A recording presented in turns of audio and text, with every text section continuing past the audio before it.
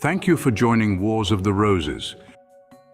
As we continue with Part 61, the Kabalah and Freemasonry, Book 8, The Kabalah and Other Channels of Esoteric Tradition by Arthur Edward Waite. For the Kabalah and Freemasonry. It is generally agreed among occultists that the Masonic Fraternity is an institution of mystic origin, but that it has lost its real secrets and is interesting only as a survival. As such, it continues to preserve certain legends and symbols of occult philosophy, but it applies to them a conventional meaning of an obvious and meagre character. As to its historical origin, there is also a general opinion prevailing in the same circles, namely that Freemasonry, after some manner that is not wholly apparent, is a survival of the ancient mysteries, but this term is used in a Catholic sense, not as signifying the initiations of Egypt, of Greece, or of Rome, but rather the secret power and intelligence which is thought to have been present behind the philosophical associations of all ages and most civilized countries.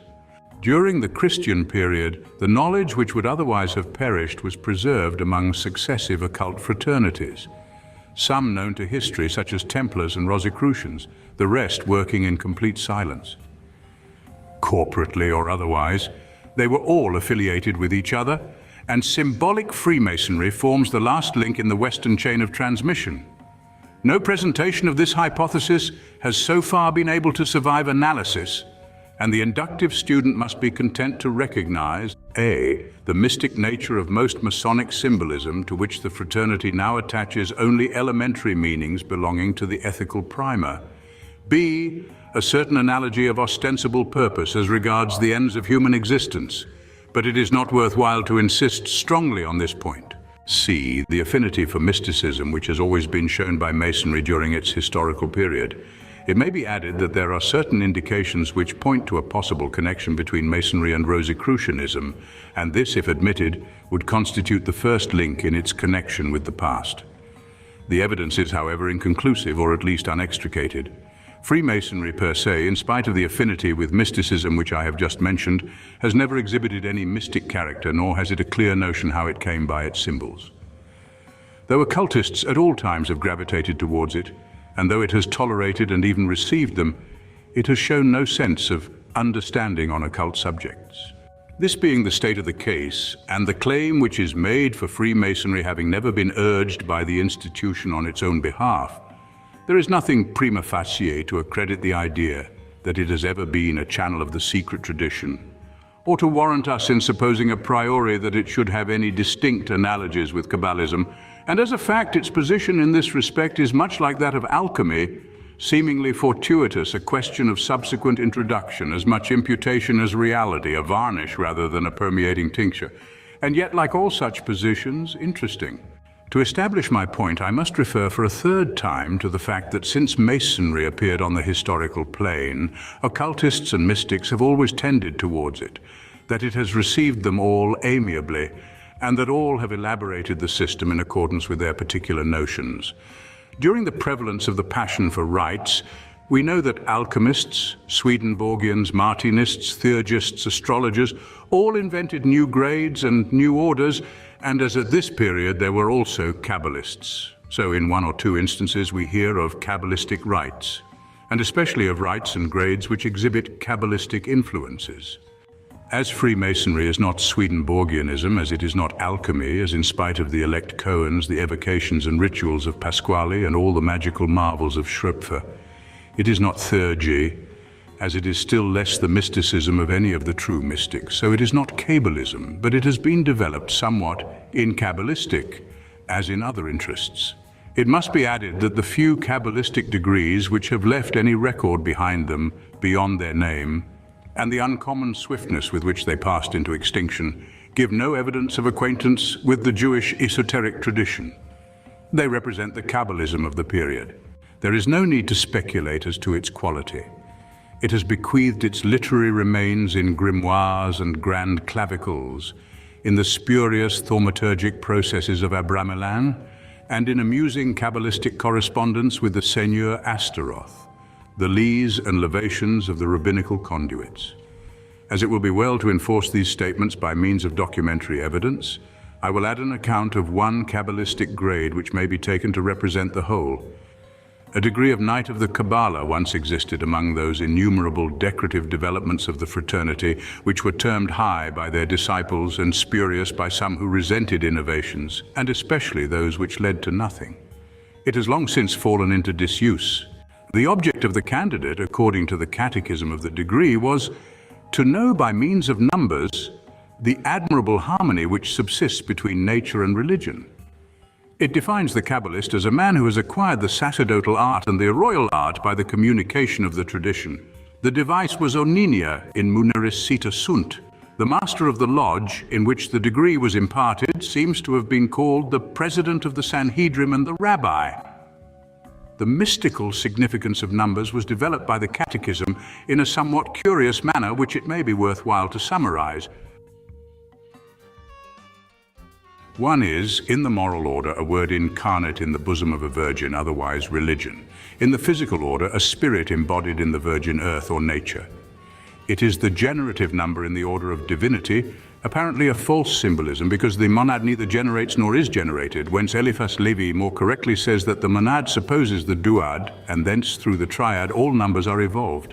2 is, in the moral order, man and woman, in the physical, active and passive. It is the generative number in created things. 3 is, in the moral order, the 3 theological virtues. In the physical, the 3 principles of bodies. The reference here is to salt, sulfur and mercury, thus indicating the hermetic connections of this grade. 3 also denotes the triple divine essence.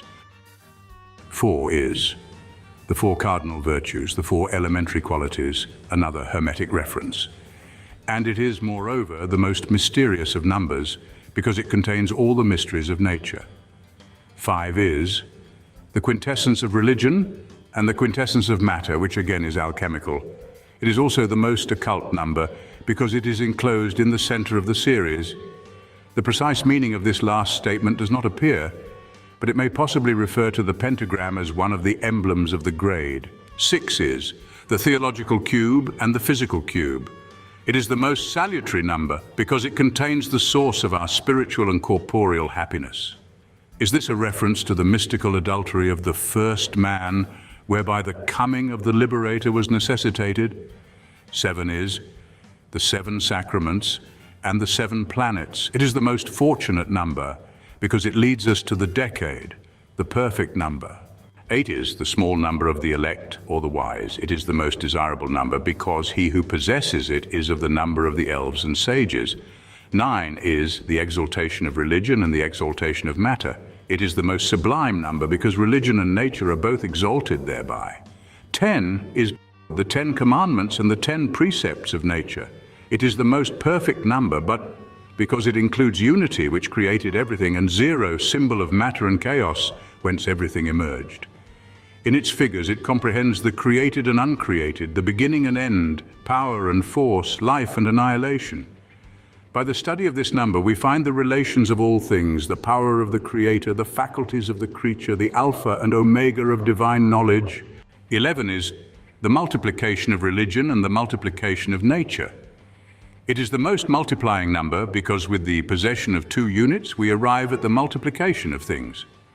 12 is the 12 articles of faith, the 12 apostles, foundation of the holy city, who preached throughout the whole world for our happiness and spiritual joy, the 12 operations of nature, the 12 signs of the zodiac, foundation of the primum mobile, extending it throughout the universe for our temporal felicity. It is thus the most solid number, being the basis of our spiritual and corporeal happiness. The numbers after 12 were left to the discernment of the candidate. The Catechism also shows that this order concerned itself with the universal spirit of alchemy, and even with the quadrature of the circle. The history of the Knights of the Kabalah is unfortunately involved in obscurity, but it will be seen that it was Christian and Catholic, which furnishes a resemblance to other and later institutions, professing similar purposes and having similar religious sympathies. Had the Book of Occultation been made in the 18th century the theme of a Masonic grade? Had the lodge represented Atziluth, the Master Ein Sof, his throne in the East Kether, and the officers the remaining Sephiroth?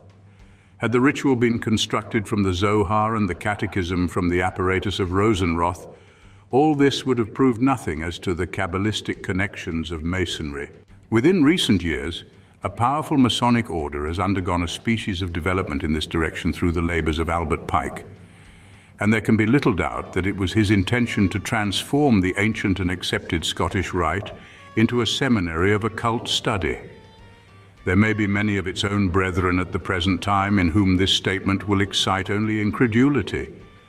But it is not the less certain that Albert Pike was more than an ardent admirer, and far more than an unqualified follower of the occult philosophies, or that he pursued it into regions of which Masonry has now no conception.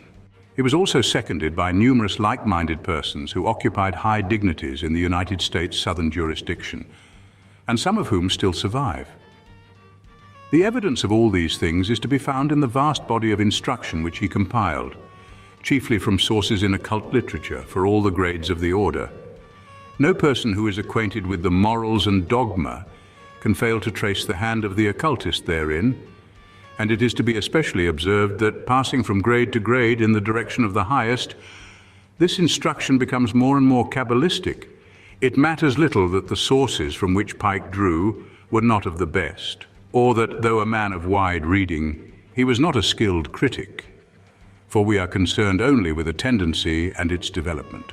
He accepted, for example, without due caution, the construction placed on Kabbalism by the most unsafe of all its expounders, Eliphas Levi, from whom he translated verbatim at great length, and following his professed habit with no specific acknowledgement, while for the rest, his only source of further information was the Kabalah denudata, of which, however, he shows no analytical knowledge, seeming to regard the Liber Drushim as entitled to rank in authority with the Sefer Zenutha.